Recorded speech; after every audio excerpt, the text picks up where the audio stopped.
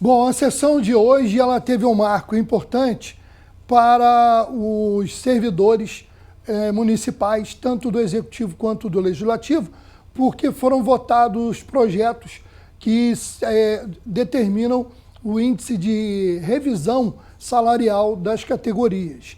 Já vamos falar desse percentual, porque infelizmente na leitura, e eu faço de novo essa crítica ao Legislativo Municipal. Lógico que depois os servidores se informam, mas vamos dizer que um servidor do município, ou que está de folga no dia de hoje, ou que está de licença, ou que trabalha na parte mais tarde e estava em casa no momento da sessão, e entra lá no YouTube da Câmara Municipal para assistir a sessão, para tentar entender a revisão anual, né, do salário, que é aquela correção a que vai geralmente direcionada pelos índices econômicos do país. Aí ele vê aquela leitura toda e simplesmente, em momento algum vereador, a mesa diretora, alguém fala para o cidadão que está acompanhando em casa qual o percentual que foi votado, gente. Aí tem gente que já ficou, logo depois da sessão, por isso que eu falo que é uma crítica que a Câmara deve assimilar até de maneira construtiva.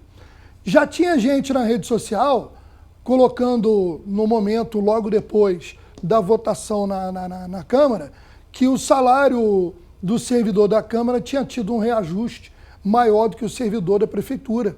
Por quê? Porque não houve a transparência no momento da leitura do projeto e aí deu margem a esses comentários. A gente vai falar depois do vídeo o percentual de reajuste, de revisão para os servidores. Mas agora vamos para você conferir em casa como que foram lidos os projetos de lei votados e aprovados em plenário hoje. Confira aí. Senhores e senhores vereadores, o relator CCJ, Fidel Faria, pediu para que leia os pareceres um a um e depois votar, discussão e votação. Vocês permitam? Todos de acordo? Por favor, relator da CCJ, vereador Fidel Faria. Projeto de lei complementar número 04/2025. Parecer favorável à aprovação do projeto de lei complementar número 09/2025, que altera a lei complementar municipal 324 de 5 de fevereiro de 2025, ao analisar os requisitos de admissibilidade e formalidade que devem nortear os projetos de leis à Comissão de Legislação, Justiça e Redação Final. Não vislumbra óbice na sua tramitação, manifestando favorável pela aprovação. Projeto de lei complementar 07/2025. Parecer favorável pela aprovação do projeto de lei complementar 07/2025, que concede revisão geral anual para os servidores efetivos, comissionados e aposentados do Poder Legislativo no termos do artigo 37, inciso 10º da Constituição Federal, artigo 14 da Lei Complementar Municipal 176/2014, ao analisar os requisitos de admissibilidade e formalidade que devem nortear os projetos de leis, Comissão Legislação, Justiça e Redação Final, não vislumbra óbice na sua tramitação, manifestando favorável pela sua aprovação. Parecer favorável pela aprovação do projeto de emenda número 01/2025 ao projeto de lei 027/2025, que altera os artigos 1º e 2º da nova redação aos projetos de lei 027/2025, ao analisar os requisitos de admissibilidade e formalidade que devem nortear os projetos de leis, Comissão de Legislação, Justiça e Redação Final, não vislumbra óbice na sua tramitação, manifestando favorável pela aprovação.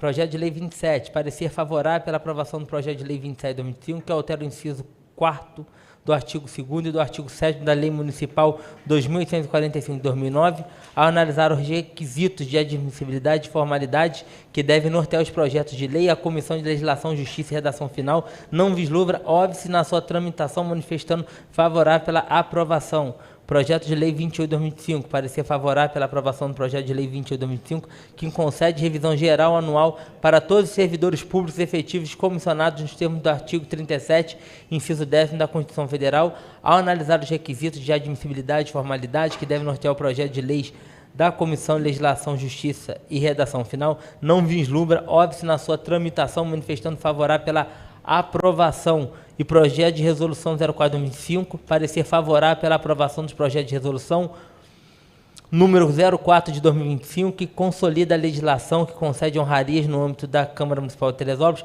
ao analisar os requisitos de admissibilidade e formalidade que devem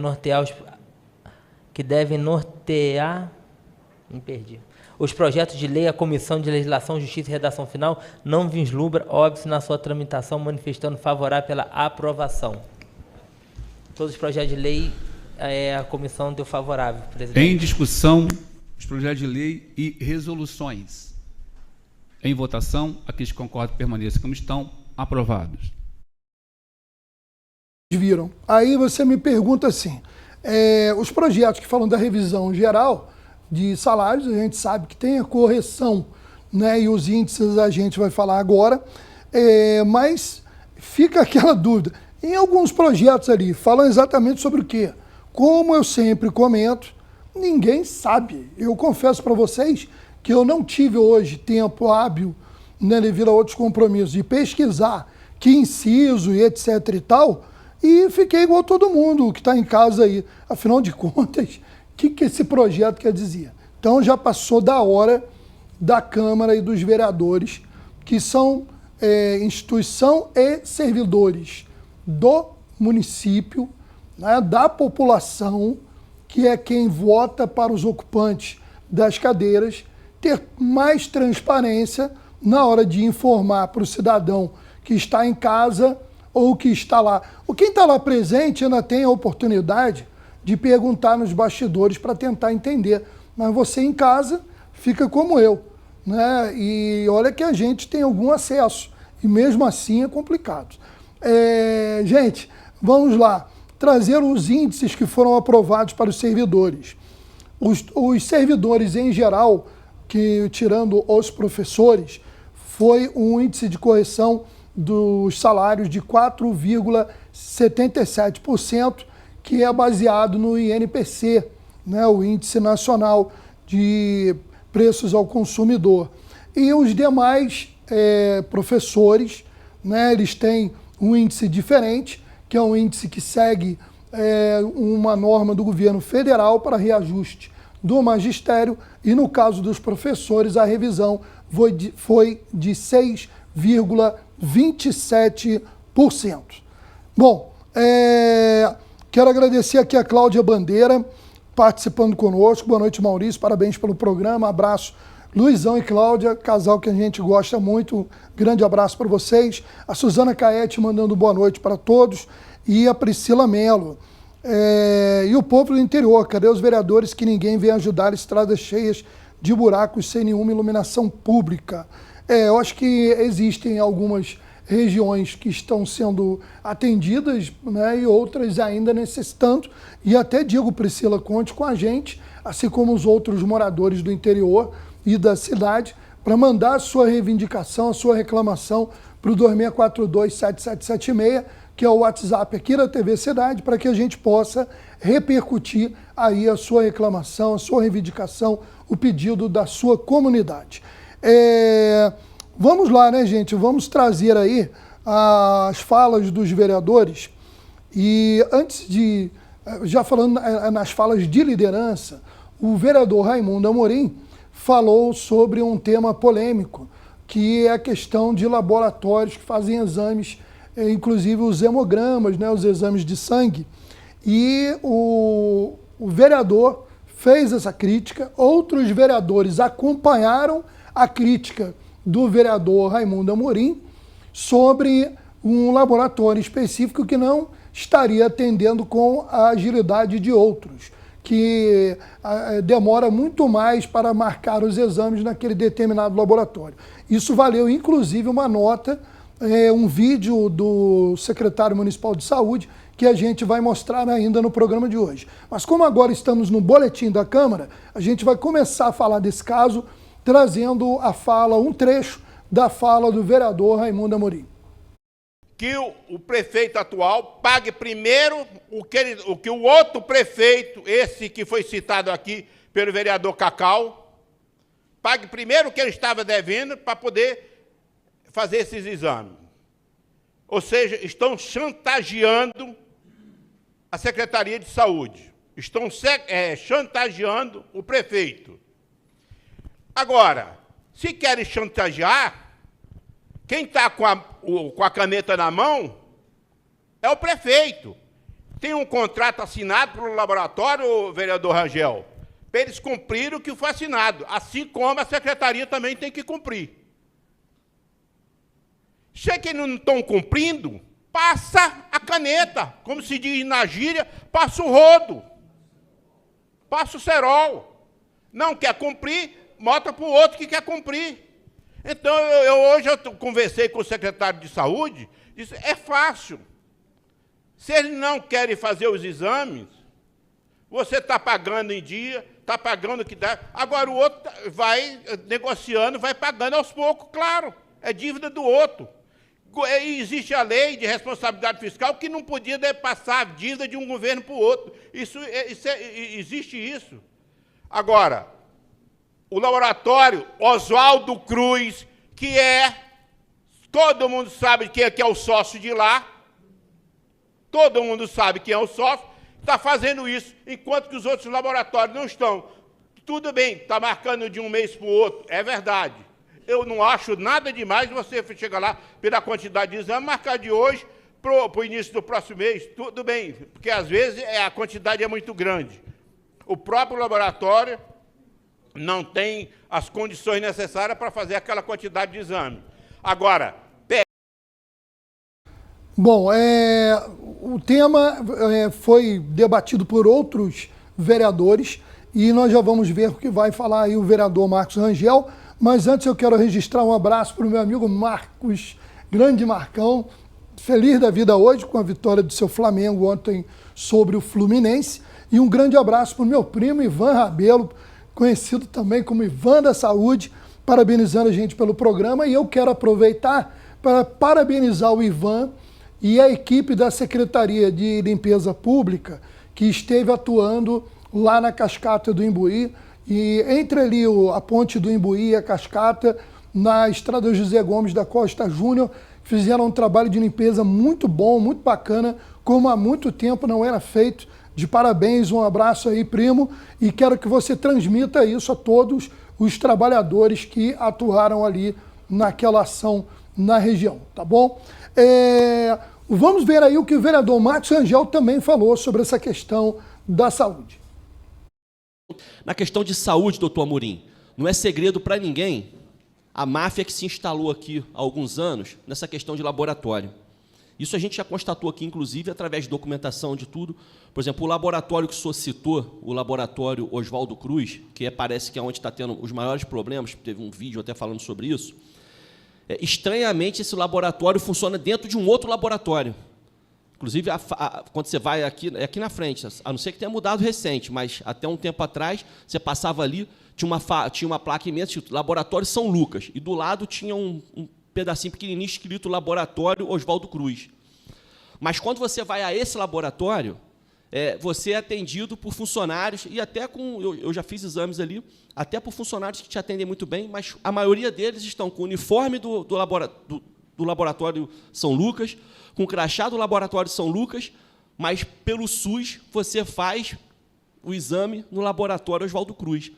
Não é segredo para ninguém que o ex-vice-prefeito é sócio proprietário do Laboratório São Lucas, ou era, até um tempo atrás ele era sócio do Laboratório São Lucas, e não do Oswaldo Cruz. Só que os dois laboratórios funcionavam dentro, e o Oswaldo Cruz não tinha a participação societária dele. Era só consultar, a gente tem isso documentado ali. Mas o que a gente não pode deixar é cair na mão dessa máfia e permanecer. Porque a gente sabe que tem um erro, a gente combateu esse erro aqui, ficou tentando combater isso o tempo inteiro aqui durante 4 anos. Não achem que é fácil, às vezes a gente acha que vamos fazer, você envia um documento, você pede, vem de outra maneira, você vai rever. Todo mundo fala dessa questão da inércia, né? E existe mesmo a inércia na política, existe a inércia na justiça, existe a inércia na coisa pública, mas ela, às vezes, independe do ator, né? Porque a gente quer resolver logo. Mas isso, doutor Amorim, tem que ser apurado, sim, tem que ser buscado, sim, saber por que o laboratório ali marca para daqui 15 dias e o outro lá está dizendo que só tem vaga para outubro. É porque ele não deve ter capacidade, porque devem ter fechado a teta da sacanagem, e aí depois se cria esse caos, que quem paga, como o doutor Amorim bem disse, é a população, por causa de um entrave político, mas sai até um pouco da política, vai para o mundo do crime, doutor Amorim. E aí precisa ser apurado, sim. Obrigado, presidente. Tá aí, então, a fala do vereador Marcos Rangel. Quero aproveitar para mandar um abraço aqui para Suzy Dias, também para minha querida amiga dona Sônia Leira, lá na Cascata do Imbuí. Dona Soninha, um abraço aí para toda a família. Também aqui nos assistindo a Márcia Cavalcante, meu primo Anderson Aragão, grande Anderson, um abraço aí para toda a família. A Grécia Silveira colocando aqui, boa noite, Maurício, bairro dos funcionários pede socorro. Então, tá dado o recado aí, prefeitura, vamos olhar com carinho também pelo bairro dos funcionários. Bom, falando ainda de saúde, o vereador Caio Pfister falou de uma ação positiva, de um problema que vinha ocorrendo na região de Vargem Grande e que foi resolvido. E como eu sempre digo, estamos aqui para cobrar, para criticar, para reivindicar pelas comunidades, mas também para enaltecer quando as coisas forem bem feitas. E o Caio explica o que acontecia e o que aconteceu lá em Vargem Grande. Vamos ver. Só para complementar a fala aí sobre os refrigeradores nos postos de saúde, o Dudu, né, doutor Amorim, estão de parabéns porque Vargem Grande ele estava sem o refrigerador desde o ano passado. E esse ano, o Júlio, que é o subsecretário, já resolveu, já fiquei sabendo através de pacientes, que as vacinas já estão normais lá no posto de saúde de Vargem Grande. Parabéns, é um bom trabalho em apenas 60 dias, né, Dudu? Como você acabou de citar, e já foi resolvido. Coisa que era do ano passado, que não tinha sido resolvido e já foi resolvido aí. Muito obrigado aí e parabéns mais uma vez.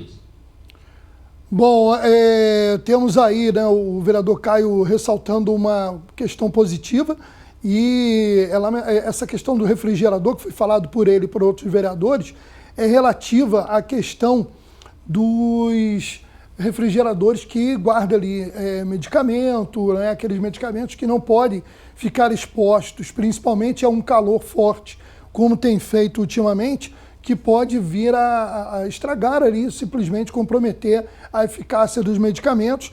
E muitas unidades estavam passando por esse tipo de problema. Tomara que agora a nova Secretaria de Saúde vá resolvendo essa questão. Vamos falar agora,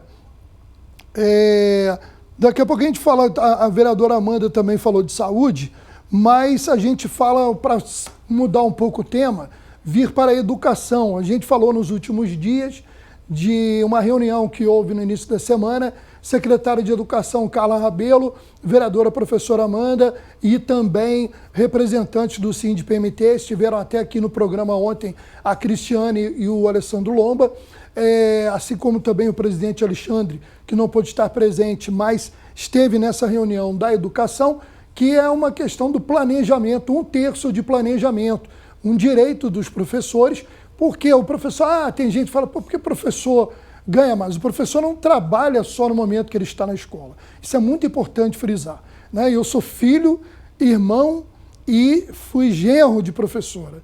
Então eu conheço bem o trabalho que a professora tem fora da sala de aula. É o trabalho de correção de provas, de toda a papelada que tem que ser vista e a elaboração de provas e plano de aula. Então a professora, ela não se limita àquele horário de aula. O trabalho do professor e da professora vai para fora dos ambientes escolares. Então por isso tem essa diferença também. E o 1/3 de planejamento é justamente para compensar esse trabalho que é feito pelos profissionais de educação fora do seu horário normal de trabalho. Vamos ver o que falou a professora Amanda. De manhã cedo eu tive uma reunião rápida com o presidente do Conselho Estadual de Educação, que teve na nossa cidade. Rapidamente não pôde ficar na sessão, pude apresentar ele ao pastor, não tive condições de apresentar o André, porque ele estava com pressa, infelizmente não pôde. O professor Dr. Ricardo Tonassi, que virou-se um grande amigo nosso também, é uma pessoa muito valorizada dentro da questão da política educacional no Estado do Rio de Janeiro, até por ocupar a presidência do Conselho de Estado. E a gente aproveitou para discutir a questão da implementação de 1/3, que foi assunto da última sessão, e eu acho importante a gente voltar a falar um pouco, porque outras dúvidas foram surgindo, né, no meio desse movimento, e acho que a gente precisa esclarecer à população que existem políticas nacionais que são pactuadas pelo município e que essas políticas nos trazem retornos financeiros. Então, a política do pé de meia, por exemplo, no ensino médio, ela não é estendida aos alunos do ensino fundamental, e aí não se consegue ter uma isonomia nesse sentido, porque é uma política específica. A política do tempo integral também é uma política específica, é subsidiada pelo governo federal com grande recurso. Nós tivemos problemas na gestão anterior, esses recursos foram sequestrados, isso ainda está sob discussão. Isso é um problema administrativo. Mas o governo federal tem feito repasses financeiros para que a gente possa implementar com segurança essa política. E a orientação do governo federal é que se inicie nos municípios que ainda não têm 1/3 de planejamento essa implementação nas escolas de tempo integral, porque elas estão sendo montadas e modeladas de acordo com os termos da meta 6 do Plano Nacional de Educação. E, então, existem subsídios federais destinados à implementação e ao cumprimento das legislações. Por isso, iniciou-se, pelas escolas de tempo integral, o cumprimento da lei de 2008, que nós estamos discutindo há 17 anos, se vai fazer, se não vai fazer, como é que vai fazer. Então, iniciou-se desta forma, e agora cabe a nós, também vereadores e órgãos de controle, buscar a isonomia da aplicação dessa política, estendendo esse planejamento de 1/3 para todas as outras, para todos os outros segmentos da educação municipal. Tá aí, então, a vereadora professora Amanda, que eu mando um abraço também para o Francisco Giovanni, que estão, inclusive, nos acompanhando aí, né, pelo Canal 9 da TV a cabo, também pelas redes sociais. Ela complementou a informação que eu falei anteriormente, trazendo, inclusive, dados e detalhes que a gente ainda não tinha sobre a importância desse 1/3 de planejamento para a categoria e, inclusive, a questão legal e de regulamentação. Agora a gente vai falar sobre outra regulamentação. Como eu disse, tem sessões da Câmara que eu sou crítico, porque elas duram 2 horas e se fala pouca coisa de produtivo. Hoje ela foi uma sessão teoricamente rápida e, tirando a crítica que eu faço à leitura dos projetos, que deveria ser mais transparente, foram muitos temas importantes e interessantes que foram debatidos. Inclusive, sobre a questão da segurança, o vereador Marcos Rangel falou sobre a mudança na legislação de segurança que vai afetar ou está afetando já também as guardas civis municipais. A gente vai entender um pouquinho mais aí na fala do vereador, e também a vereadora Amanda se pronunciou sobre a mesma questão. Vamos ver. Tem como negar a importância da Guarda Civil Municipal de Teresópolis, do estado do Rio, do Brasil inteiro, no que tange à segurança pública. Eu digo que quando se faz segurança pública sem vaidade, quem recebe essa benfeitoria é a população. Né? E, graças a Deus, aqui em Teresópolis, a gente pode dizer que, através da Polícia Militar, da Polícia Civil e da Guarda Civil Municipal, a gente tem um conjunto de segurança, Dudu, muito eficaz. A gente vê isso aí todos os dias. Então, fica aqui os meus parabéns à Guarda Civil Municipal de Teresópolis, às guardas civis municipais do país inteiro, mas, sobretudo, a nossa. E que a gente sabe também da carência, professora Amanda. Né? A gente, como comissão de servidor de segurança pública, a gente sabe da carência, Paulinho, da falta de efetivo, de uma melhor estrutura para que possa atender, mas eu tenho certeza que a gente vai vencendo essas barreiras. Corroborando com a fala do vereador Rangel, é uma satisfação a gente poder dar ao nosso município essa ampliação das forças de segurança, né? A gente entender que no estado do Rio de Janeiro, como o senhor bem falou na sessão passada, a gente tem umas prerrogativas muito específicas sobre segurança pública, e quando a gente vê essa iniciativa, né, de resposta do STF para fortalecer as prevenções, porque a gente precisa também ver que as polícias e guardas, elas não são só repressoras, e o serviço de grande valia que é feito por elas é o serviço de prevenção, e quando a gente consegue possibilitar, cada um na sua seara, que se amplie essa prevenção na nossa sociedade, a gente traz maior segurança para os nossos munícipes. Então, assim, fico feliz de estar compondo essa comissão e poder somar nessa política, e que a gente consiga, de fato, Paulinho e Rangel, dar toda a garantia que a Guarda Municipal precisa nessa ampliação da sua possibilidade de trabalho e fortalecimento desse serviço, buscando também a cobrança pela questão do concurso público, que é uma necessidade urgente desse setor no nosso município também. Bom, vamos lá, mandando um abraço para o seu Evanir lá na beira-linha. Eu chamo agora uma fala do vereador Diego Barbosa, que retomou aquele assunto dos artistas locais, e o vereador, ele deu o seu posicionamento muito parecido com o que a gente pensa sobre esse caso, que deveria ser trabalhado para essa verba ficar na nossa cidade. Vamos ver aí o que falou o vereador sobre a questão dos artistas.